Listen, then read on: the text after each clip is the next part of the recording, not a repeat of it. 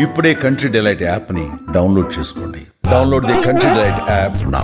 కొంతమంది బాగా ట్రోల్ చేస్తున్నారు, ఒక రౌడీ షీటర్ కొడుకు టికెట్ ఇచ్చారు, వీళ్ళని గెలిపిస్తే రేపు ఏమవుతుంది, కావాలని భయపించటం. కొంతమంది వందల మంది వేల మంది విద్యార్థులకు ఆయన ఫీజులు కడుతున్నాడు, పేద విద్యాలను చదివిపిస్తున్నాడు, వాళ్ళకి యూనిఫామ్లు ఇస్తున్నాడు, బుక్స్ ఇస్తున్నాడు, ఈ రోజు కూడా వాళ్ళ కుమారుడు నవీన్ యాదవ్తో కలిసి ఇస్తున్నాడు.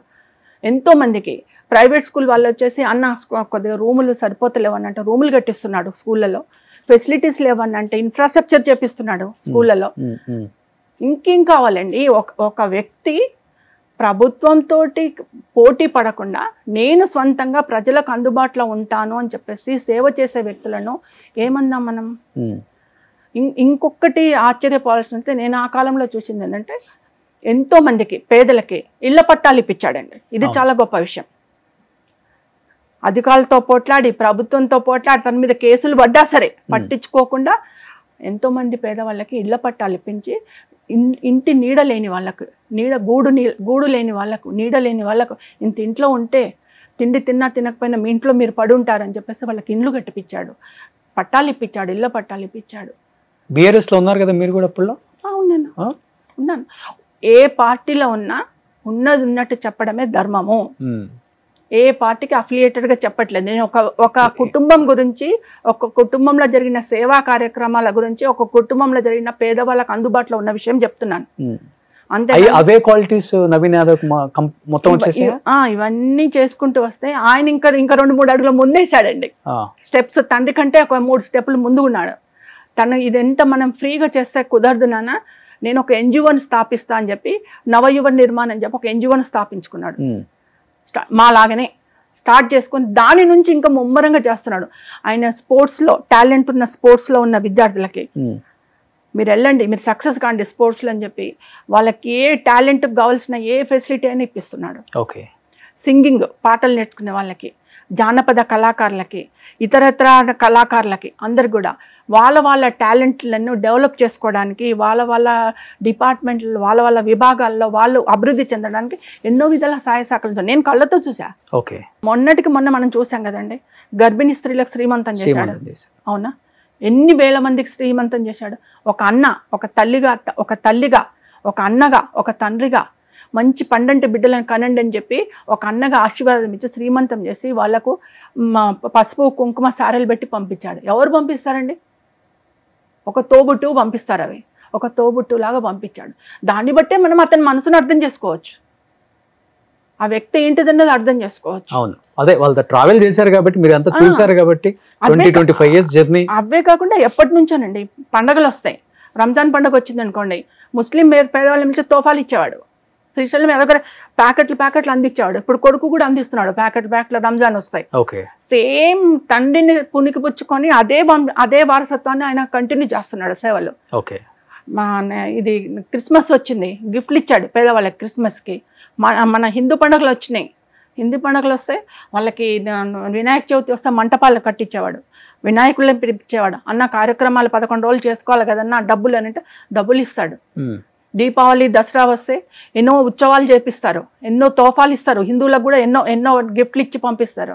ఇవన్నీ ఏంటండి, శ్రావణ మాసం వచ్చిందంటే ప్రతి శ్రావణ మాసంలో పసుపు కుంకుమ సారి అని చెప్పి ఆడపిల్లలకి ఎంతో మందికి పెడతారు. వాళ్ళు చీరలు ఇచ్చి పంపిస్తారు. మొన్న రాఖీ పౌర్ణమి వచ్చింది, రాఖీ పౌర్ణమి రోజు నేను చూసా 2000-3000 చీరలు తెప్పించి పెట్టి వచ్చిన ఆడపిల్లకల్లా ఇస్తున్నాడు. చిన్న శ్రీశైలం గారు వచ్చినాక అరే ఈ చీర తీసుకురారా, అమ్మాయి వచ్చింది ఇచ్చేసాయి, అరే చీర తీసుకురారా అమ్మాయి. అట్లా ఇవన్నీ అంటే బయటికి కనిపించవు, జనానికి కనపడవు. బయట మాట్లాడేది నిజం అనుకుని బయట జనాలకు తెలుసండి. ఈ రూమర్స్ చేసేది, ఆ రూమర్స్ ఫేక్ షేర్స్ చేసేది, ఫేక్ లైకులు చేసేది ఎవరండి? ఎవరికి లాభం? ఇవన్నీ చేస్తే ప్రతిపక్షాలకు లాభం. ప్రతిపక్షాలు చేస్తున్నాయి. నేను ఒకటే చెప్తున్నా, ఈ ఫేక్ రూమర్స్ తోటి, ఫేక్ షేర్స్ తోటి, ఫేక్ లైక్లతోటి గత 2 సంవత్సరాల కింద ఏమైంది? ప్రజలు ఏం తీర్పిచ్చిండ్రు? ఇంతకంటే 100 రెట్లు చేసిండ్రు. అప్పుడు మీరు ఏమైంది? తీర్పు అయితే అంతే కదా, నెగటివే వచ్చింది కదా. అంటే నేను ఇప్పుడు కూడా అదే వస్తుంది. నేను ఈ చేసే వాళ్ళకు ఒకటే చెప్తున్నాను, మీ రూమర్స్ తోటి, మీ ఫేక్ షేర్స్ తోటి, మీ లైక్లతోటి నిజాన్ని చంపలేరు, ప్రజల్లో ఉన్న అభిప్రాయాన్ని చంపలేరు. ప్రజలు నమ్మే పరిస్థితిలో లేరు ఈ కాలంలో. ప్రత్యక్ష రాజకీయాల్లోకి రాబోతున్నారా మళ్ళీ? మళ్ళీ ప్రత్యక్ష రాజకీయాల్లోకి రాబోతున్నారా? ఇంకేం లేదండి. నవీన్ యాదవ్ సైడ్ ఏమన్నా ప్రచారానికి వెళ్తున్నారా? లేదండి. క్యాంపెయిన్ చేయబోతున్నారా? లేదండి. చిన్న శ్రీశైలం యాదవ్ గారి త్రూ నేను ఒక మంచి అనుభవం నేర్చుకున్నా. నేను కూడా నాకంత డబ్బు ఉంటే నేను ఇంకా రెండింతలు చేసేదాన్ని, నేను అలా కూర్చొని చూసుకుంటూ రెండింతలు చేసేదాన్ని. అమ్మ వీళ్ళు ఎంత బాగా చేస్తున్నారు, నేను ఎందుకు చేయలేకపోతున్నా అనుకుని నేను ఒక విధంగా జెలసీ ఫీల్ అయ్యేది వాళ్ళని చూసి. ఓకే, బా ఎంత సాయం చేస్తున్నారు, అన్నా అన్నా అన్నా అని చెప్పి ఎట్లా వస్తున్నారు వీళ్ళ దగ్గరికి. అది నేర్చుకుని ఈ రోజు నేను నన్ను అమ్మ అమ్మ అనిపించుకుంటున్నాను. ఓకే, వాళ్ళని చూసి. సో వాళ్ళు చేసిన మంచి కార్యక్రమాలే నవీన్ని గెలిపిస్తాయి అంటారు మీరు? తప్పకుండా గెలిపిస్తాయండి. నేను చాలా చూస్తున్నాను సోషల్ మీడియాలో కూడా అందరు నవీన్ అన్న అని ఎందుకంటున్నారంటే యూత్ గర్ల్స్ ఎంతమంది గర్ల్స్ పెడుతున్నారు, ఎంతమంది బాయ్స్ నవీన్ అన్న ఎందుకంటుందండి మీరు చెప్పండి. ఇప్పుడు అందుబాటులో ఉంటాడు నవీన్ అన్నా ఎందుకంటున్నారు?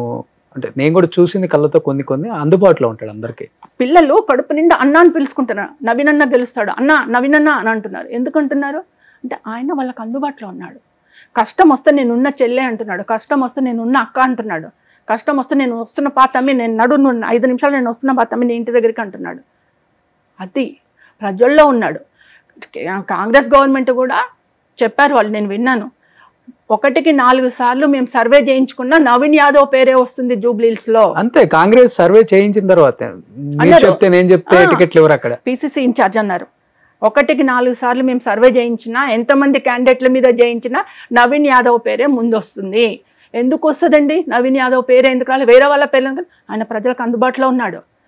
తండ్రి కాలం నుంచి 2002 కంటే ముందు నుంచి, నాకు తెలవక ముందు నుంచి చేస్తున్నారేమో ఇది, నాకు తెలిసినప్పటి నుంచి సంగతి చెప్తున్నారు. అప్పటి నుంచి సేవా కార్యక్రమాలు చేస్తున్నారు, ప్రజలకు అందుబాటులో ఉన్నారు. తండ్రి కొడుకులు అందరూ కూడా ఆ కుటుంబం ప్రజలకు అందుబాటులో ఉంటుంది. నేను ఇంకొకటి అంటున్నాను, నేను ఎవరి పేరు ఎవరి పేరు అన్నాను. ఇప్పుడు ఏదేదో సోషల్ నెట్వర్క్లో పెడుతున్నారు, సోషల్ మీడియాలో పెడుతున్నారు. పెద్ద పెద్ద లీడర్లు ఉన్నారు, వాళ్ళ గత చరిత్రలు ఏంటిది? మీరు రాజకీయంలోకి రాకముందుకు మీ చరిత్ర ఏంటిది? 1 ఏళ్ళు ఎదుటి వాళ్ళని పెట్టి చూపిస్తే 3 ఏళ్ళు మనం చూపిస్తాయంట. వాట్ యూ అంటుంటాయంట ఇవి 3. యూ అంటే వాట్ యూ అంటే అంట. అవునా? మీరు తెలుసుకోండి, మీ గత చరిత్ర తెలుసుకొని మాట్లాడండి. ఒకరి మీద ఎందుకు బురద చల్లుతున్నారు? ముందు మీ మీద మరి బురద చల్లుకోండి, మీ గత చరిత్రను చూసుకొని బురద చల్లుకున్న తర్వాత ఇంకొకరు అనండి. ఇఫ్ యు ఆర్ కరెక్ట్, ఎదుటి వాళ్ళు నన్ను ఎన్ని ఓట్ల మెజారిటీతో గెలిచాడు అనిపిస్తుంది మీరు వెళ్ళి అంటే నేను పార్టీల పరంగా చెప్పట్లేదండి, కానీ మంచి మెజార్టీతో తప్పకుండా గెలుపు అనేది నవీన్ యాదవ్ గారితో ఉంటుంది. నేను ఇప్పుడు నియోజకవర్గ ప్రజలకు కూడా చెప్తున్నాను. వాళ్ళు ఇంకొకటి కూడా నాకు మొన్న నేను కలిసినప్పుడు శ్రీశైలం యాదవ్ గారు చెప్పిండ్రు, నవీన్ యాదవ్ గారు చెప్పిండ్రు, ఒక మంచి రికార్డింగ్ స్టూడియో పెడుతున్నాం మేము, దానికి అన్నీ రెడీ చేస్తున్నాము. దేనికోసం సార్ అని అన్నాను. అంటే లేదమ్మా, జానపద కళాకారులు ఉన్నారు, ఇతరత్ర కళాకారులు ఉన్నారు, వాళ్ళకి ఫ్రీగా అంటే పేదవాళ్ళు, మట్టిలో మాణిక్యాలు చాలామంది ఉన్నారు, వాళ్ళు డబ్బులు పెట్టుకొని రికార్డింగ్ చేసుకోలేరు, పాట రాసుకొని వస్తారు, రికార్డింగ్ చేసుకోలేరు. ఏదో ఒక జానపదం మీద ఒక సాంగ్ చేయాలనుకుంటారు, సాంగ్ చేసుకోలేరు. అట్లాంటి వాళ్ళకు ఒక స్టూడియో కడుతున్నాము ఫ్రీగా. ఎవరైనా వచ్చి వాళ్ళకు టాలెంట్ ఉంటే వచ్చి మన దగ్గర రికార్డ్ చేసుకోవచ్చు, మన దగ్గర షూట్ చేసుకోవచ్చు, సాంగ్ షూట్ చేసుకోవచ్చు. అలాంటిది మేము తయారు చేస్తున్నాం. సొంత డబ్బులతోటి వాళ్ళకి ఏం జీలండి మీరు చెప్పండి, ఏం జీలు వాళ్ళకు? ఫ్రీగా పబ్లిక్ చేయాలని జీలు ఏంటి అంటే వాళ్ళ కుటుంబంలోనే సేవా కార్యక్రమాల జీలు ఉంది. ఓకే, అందుకనే చేస్తున్నారు. ఇవన్నీ ఎందుకు చేస్తున్నారు? అందరికీ అందుబాటులో ఎందుకుంటున్నారు? అమ్మాయికి ఒక ఆపద వచ్చిందంటే, ఒక కీడు వచ్చిందంటే వాళ్ళ ఇంటి ముందర కారు ఆపుకొని ఎందుకు నిలబడుతున్నారు? న్యాయం జరుగుతుంది. పేదవాళ్ళని ఆదుకోవాలి. ఒకప్పుడు మనం ఈ పరిస్థితిలో ఉంటే మనం డెవలప్ అయినాం, దేవుడు మనకు సాయం చేసిండు, సాయం చేసిన దాంట్లో 10% పేదవాళ్ళకి సాయం చేద్దాం, మనకు పుణ్యం వస్తుంది అని చెప్పేసి ఆ ఉద్దేశంతో వాళ్ళు మింగిలయ్యి ప్రజల్లో, బస్తీలలో, వాడలలో మింగిలయ్యి వెళ్తున్నారు. అందుకని అందరూ ఈరోజు నవీన్ అన్న అంటున్నారు, శ్రీశైలం అన్న అంటున్నారు. ఏంటి నెక్స్ట్ మీ ఎజెండా ఏంటి? ఫ్యూచర్ రాజకీయాల్లోకి రావాలనే, లేకపోతే నా ఎజెండా ఎన్జిఓస్ తోటి అయిపోయి ఇంకా మంచి హెల్ప్ చేద్దాం? నా ఎజెండా ఒకటేనండి, నా ఒక సింగిల్ కోరిక ఉంది. అది ఎప్పటికీ సక్సెస్ అవుతానో ఐ డోంట్ నో, బట్ నేను ఒక మంచి ప్రత్యూష చారిటబుల్ ట్రస్ట్ని శాశ్వతంగా బిల్డప్ చేసుకోవాలా. కొంతమంది అమ్మాయిలను నా దగ్గర పెట్టుకొని వాళ్ళని తీర్చిదిద్దాల. వాళ్ళు ఎందులో వెళ్తామంటే అందులోకి వెళ్ళి వాళ్ళకు సొసైటీ నుంచి రక్షణ కల్పించాలని నేను. ఓకే, వాళ్ళు వెళ్ళే మార్గంలో ఎలాంటి ప్రాబ్లమ్స్ రాకుండా, ఎలాంటి ఆబ్లిగేషన్స్ రాకుండా నేను వాళ్ళకి రక్షణ కల్పించి కొంతమంది అమ్మాయిలను తయారు చేసుకోవాలని ఉంది నాదొక పాప పేరు మీద, అదొకటి. సెకండ్ కోరిక, నా కొడుకును ఎక్కడైతే నేను పూలు అమ్ముకునే ప్లేస్లో నష్టపోయి మళ్ళీ వెనక్కి వచ్చానో అక్కడే మళ్ళీ పూలతోటి అమ్ముకోవాలి, నా కొడుకుని నిలబెట్టాలని చెప్పి హీరోని చేద్దామని చెప్పి చాలా కష్టపడుతున్నాను. బట్ గాడ్ కూడా నాకు అవకాశం. ఇండస్ట్రీలో పెద్దలను కలుస్తున్నారా? బాబు నిజంగానే హీరో లాగా ఉంటాడు. ఆల్రెడీ కలుస్తున్నాము. మేమే ఓన్గా చేసుకోవాలా అనుకుంటున్నాను. ఇంకా అవకాశాల కోసం ఎదురు చూడకుండా ముందు నేనే ఎంటర్ చేపిద్దాం బాబుని అని చెప్పేసి ఆ ప్రయత్నంలో ఉన్నాను. అందులో ఒకటి సక్సెస్ కావాలి, ఈ 2 కోరికలు నాకు.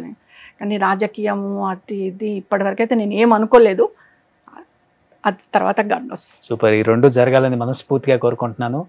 Thank you so much. ఇంకొకటి చెప్తున్నాను, చెప్పండి. ఒక చిన్న ఏంటంటే, ఇప్పుడు నేను వచ్చిన స్టూడియోకి వచ్చిన పర్పస్ ఏంటంటే, నియోజకవర్గ ప్రజలకి, జూబ్లీహిల్స్ నియోజకవర్గ ప్రజలకి నేను చెప్పేది ఏంటంటే, ఎన్నికలు వస్తాయి. ఇప్పుడు వచ్చిన ఎన్నికలు మళ్ళీ 3 సంవత్సరాలతో ఎన్నికలు వస్తాయి, మళ్ళీ 5 సంవత్సరాల తర్వాత కూడా ఎన్నికలు. అంటే ఇది నిరంతర ప్రక్రియ, ఎన్నికలు వస్తూనే ఉంటాయి, పోతూనే ఉంటాయి. దానికి మీరు ఆపలేరు, నేను ఆపలేను. రాజ్యాంగ పరంగా వచ్చే ప్రక్రియ. కానీ మనం ఎన్నుకునే నాయకుడు ఎవరు, ఎలాంటి వాళ్ళని ఎన్నుకోవాలా, ఆ వ్యక్తి మనని ఎంతవరకు ఆదుకుంటుండు, భవిష్యత్తులో మనని ఎంతవరకు ఆదుకుంటాడు, మన బతుకులను ఎలా బాగు చేస్తాడు, మనకి ఎప్పుడు ఏ రాత్రి ఏ పగలైనా ఎలా అందుబాటులో ఉంటాడు, మన నియోజకవర్గాన్ని ఎవరు అభివృద్ధి చేస్తారు, అంటే గతంలో చూడలేని అభివృద్ధిని ఇక ముందు మనం సంతోషపడేలా చేసే అభివృద్ధిని ఎవరు చేస్తారు, బాగా ఆలోచించండి అమ్మా. మీకు అందుబాటులో ఉన్న వ్యక్తిని, మీకు ప్రజలలో ఉన్న వ్యక్తిని, మీ కష్టాలలో నేను వచ్చి ఉన్నాను అని నిలబడే వ్యక్తిని ఎన్నుకోనండి, నాయకుడిగా గెలిపించుకోండి, నియోజకవర్గాన్ని అభివృద్ధి చేసుకోండి, మీ బతుకులను కూడా బాగు చేసుకోండి అని చెప్పేసి తెలియజేస్తున్నాను. సుమన్ టీవీలో మీ పర్సనల్ అండ్ బిజినెస్ ప్రమోషన్స్ కోసం కింది నెంబర్కి కాంటాక్ట్ చేయండి.